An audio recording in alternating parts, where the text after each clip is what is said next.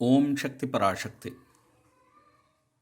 हम सब भली भांति जानते हैं कि मेलमरवत्तूर आदि पराशक्ति सिद्ध पीठ में सारी की सारी गतिविधियां, व्रत, त्योहार सब कुछ अम्मा के इर्द गिर्द ही मंडराता रहता है, क्योंकि हर कार्य अम्मा के निर्देशानुसार ही होता है। अपने बच्चों को क्या चाहिए और कब क्या देना है वह देख परख कर देती है और इसलिए वह अम्मा के नाम से जानी जाती है। यहाँ आने वाले हर भक्त को अम्मा के बारे में पूर्ण रूप से पता है कि उसके जीवन में भलाई के लिए अम्मा जो कुछ भी कहती है वह कर दिखाती है। इसलिए इरमुड़ी के महत्व को समझने से पहले आइए हम अम्मा के इस दिव्य वाक्य से शुरू करते हैं। अम्मा के अनुसार फूलों को अगर एक धागे में पिरोया जाए तो फूलों की सुंदरता में निखार आ जाता है। उसी प्रकार निर्मल एवं शुद्ध मन से सेवा करें तो उस सेवा का महत्व और बढ़ जाता है। जब हम वेणी या जूड़े में लगे हुए गुंथे हुए फूल को मुरझाने के बाद अलग करते हैं तो वह कमजोर जड़ वाले केश को अपने साथ बाहर निकाल लाता है।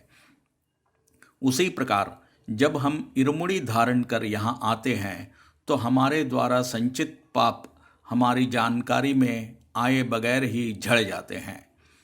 अम्मा का इतना कह देने के बाद हमें नहीं लगता कि इससे कोई और बड़ा कारण इरमुड़ी धारण करने के लिए जरूरी है। अब आइए हम इरमुड़ी व्रत के पालन से हमें होने वाले अन्य अनेकानेक फलों के बारे में विस्तार से जानते हैं। जब हम इरमुड़ी धारण करते हैं तो हम व्रत का पालन 3 या 5 दिनों के लिए करते हैं। इस समय हम 2 वक्त का ही भोजन करते हैं और वह भी सात्विक। शरीर हल्का और शुद्ध हो जाता है। कहा गया है शुद्ध शरीर में ही शुद्ध आत्मा या मन का वास हो सकता है। व्रत के समय अम्मा द्वारा दिए गए मंत्रों का उच्चारण करते रहते हैं, जिससे हमारा मन भी शुद्ध रहता है और बुरे विचार उत्पन्न नहीं होते। व्रत के कारण हम सब लोग संयोगवश या परिस्थितिवश अपने दुर्व्यसनों को कुछ दिनों के लिए त्यागने को मजबूर हो जाते हैं और फिर अगर अम्मा की सहायता मिली और कृपा हुई तो ये दुर्व्यसन दूर भी हो जाते हैं और हमेशा के लिए छूट भी जाते हैं। इरमुड़ी बांधते समय हम अपने मन में उठने वाले घृणित भावों एवं विचारों को भी यथाशक्ति गांठ बांधकर रख देने की कोशिश करते हैं।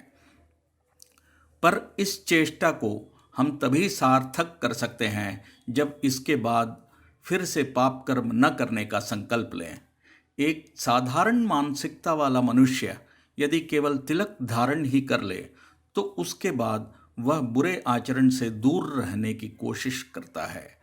पर इसके स्थान पर जब हम इरमुड़ी के समय अम्मा का माला पहनकर, अम्मा द्वारा आवंटित परिधान पहनकर मंत्रोच्चार के साथ आगे बढ़ते हैं तो असीम संतोष का अनुभव होता है और सत मार्ग पर चलने की यथाशक्ति कोशिश करते हैं।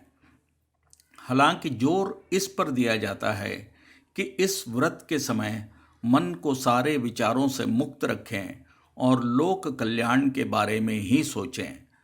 पर यदि आपके यहाँ कोई ऐसी सह न सकने वाली समस्या है तो आप उसके लिए मनौती कर अम्मा के प्रति पूर्ण रूप से शरणागत होकर नियमों के साथ व्रत का पालन करते हुए सेवा भाव से माला समर्पित करें तो आपको अपने समस्या का समाधान जरूर मिलता है।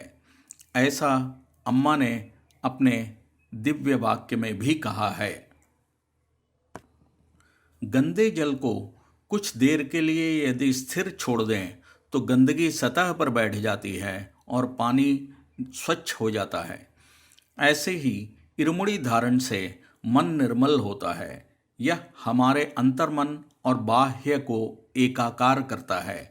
पति और पत्नी एक ही सिक्के के 2 पहलू हैं और इनके बीच सामंजस्य की कड़ी लाता है इरमुड़ी। हमारे मन के अंधकार को दूर भगाता है इरमुड़ी। शरीर का मैल तो नहाने पर निकल जाता है, पर मन के मैल को हटाता है इरुमुड़ी। इस व्रत के समय हम ब्रह्मचर्य का पालन करते हैं, जिससे हमें इंद्रियों पर अंकुश लगाने की आदत पड़ती है। अम्मा के अनुसार जैसे एक बोरे में गंदगी भरते जाएं, तो भार जितना भी हो अंततः उसके मुंह में एक रस्से से बांध दिया जाता है। उस गंदगी को बाहर न निकलने देने की शक्ति उस रस्सी में होती है। उसी प्रकार आपके अंतर मन के अंधकार को गांठ बांध कर रख देने की शक्ति इस इरमुड़ी के जरिए मैं देता हूँ। ओम शक्ति पराशक्ति।